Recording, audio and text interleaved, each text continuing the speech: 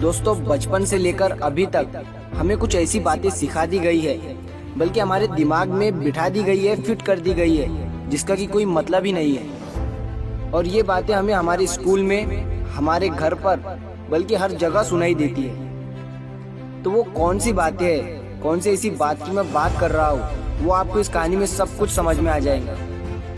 एक बार एक पिंजरे में कुछ बंदरों को डाल दिया जाता है और उस पिंजरे में एक सीढ़ी लगा दी जाती है जिसके ऊपर कुछ केले लटका दिए जाते हैं। जैसे ही उस पिंजरे में कुछ बंदरों को डालते हैं तो उनमें से एक बंदर सीढ़ी पर चढ़कर केले खाने के लिए बढ़ता है, लेकिन जैसे ही वो सीढ़ी पर कदम रखता है तो उन सब बंदरों के आंख पर ठंडा पानी डाल दिया जाता है, जिसकी वजह से वो बंदर नीचे आ जाता है।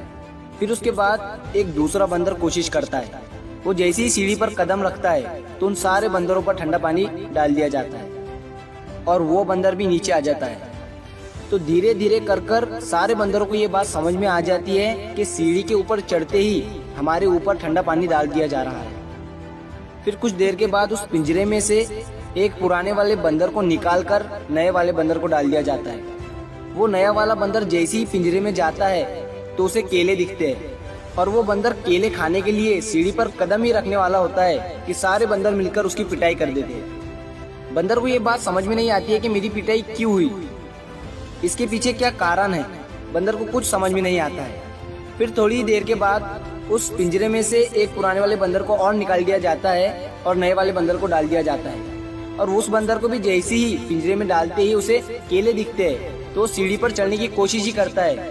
तो सारे बंदर मिलकर उसकी पिटाई कर देते हैं और पिटाई करने वाले बंदरों में से वो बंदर भी शामिल होता है जो पिछली बार पीटा गया था, जिसको कि पता ही नहीं था कि मेरी पिटाई क्यों की गई है। और इस बार उसने भी सारे बंदरों के साथ मिलकर उस नए वाले बंदर की पिटाई कर दी थी। तो धीरे धीरे कर उस पिंजरे में के सारे पुराने वाले बंदरों को निकाल दिया जाता है और सारे नए बंदर को डाल दिया जाता है। अब उस पिंजरे में सारे नए बंदर थे और उस पिंजरे पर जो बाल्टी रखी हुई थी ठंडे पानी की, वो भी हटा दी जाती है।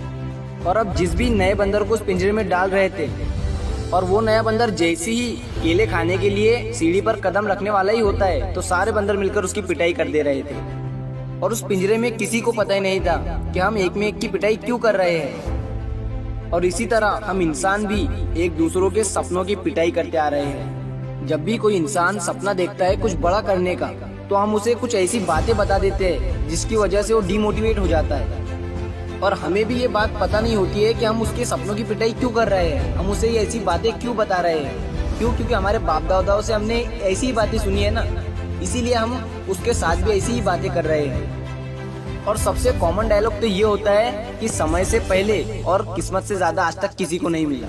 तू चाहे कुछ भी कर, कितने भी बड़े सपने देख, अच्छों को हमने फेल होते हुए देखा है। कुछ इस तरह के डायलॉग हम बोलते हैं। लेकिन मैं आपको बता दूं कि जो ठंडे पानी की बाल्टी जो पिंजरे के ऊपर रखी गई थी वो अब हटा दी गई है। पहले का टाइम बहुत अलग था और अभी का टाइम बहुत अलग है। और अगर कोई इंसान बिजनेस का सपना देखता है, कोई आइडिया आता है अगर उससे बिजनेस का, तो वो लोगों को बताता है अगर से, तो लोग उसे कौन सा डायलॉग मारते हैं कि अभी धंधे पानी नहीं है, अभी के टाइम में काम धंधा नहीं है, तू कुछ भी कर, तेरा बिजनेस ठप हो जाएगा। कुछ इस तरह की बातें हम सामने वाले बंदे से करते हैं। लेकिन जिसमें हिम्मत होती है ना, वो सारे बंदरों से निपट कर उस सीढ़ी के ऊपर चढ़कर केला खा ही लेता है।